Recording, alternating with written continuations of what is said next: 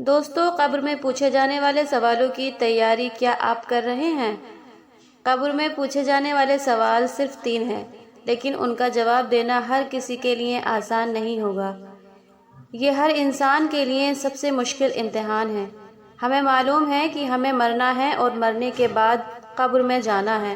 اگر مرنے والا مومن ہے تو قبر کچھ اس طرح استقبال کرتی ہے جیسے ماں اپنے بچے کو پیار کرتی اور گلے لگاتی ہے، لیکن اگر مرنے والا غیر مومن ہے تو قبر کچھ ایسے اس کا سواگت کرتی ہے کہ اس پر اس طرح تنگ ہو جاتی ہے کہ دائیں طرف کی پسلیاں بائیں طرف کی پسلیوں کے ساتھ مل جاتی ہیں۔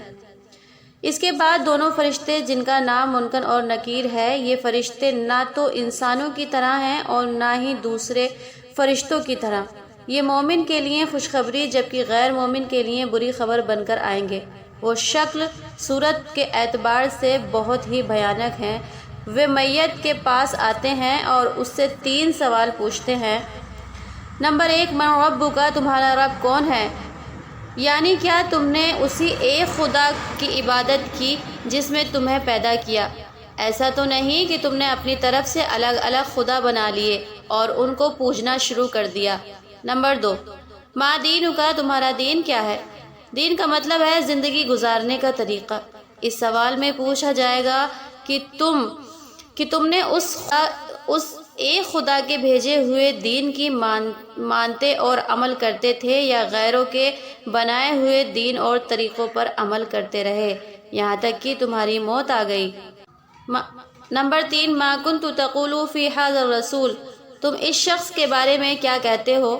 پھر محمد صلی اللہ علیہ وسلم دکھائی دیں گے۔ نبی صلی اللہ علیہ وسلم کو دکھایا جائے گا اور پوچھا جائے گا کہ کیا ان کو جانتے ہو؟ اور اگر وہ نبی صلی اللہ علیہ وسلم کو حق جانتا اور مانتا ہوگا اور ان کے لائے ہوئے دین پر عمل کرتا ہوگا تو پہچان لے گا۔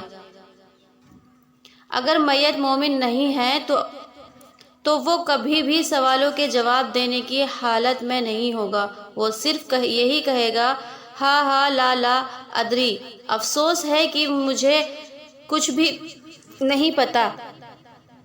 پھر قبر میں دوزخ کے دروازے کھول دیے جائیں گے اور پھر اس کا عذاب اس پر مسلط کر دیا جائے گا اگر میت مومن ہے۔ لیکن اگر میت مومن ہے تو جنت کی ایک کھڑکی قبر میں ہی کھول دی جائے گی، پھر وہ جنت کے خوبصورت احساس سے مالا مال ہو جائے گا، پھر اس کو ایک میٹھی نیند سلا دیا جائے گا۔ اللہ سب کو قبر کے عذاب سے بچائے، آمین۔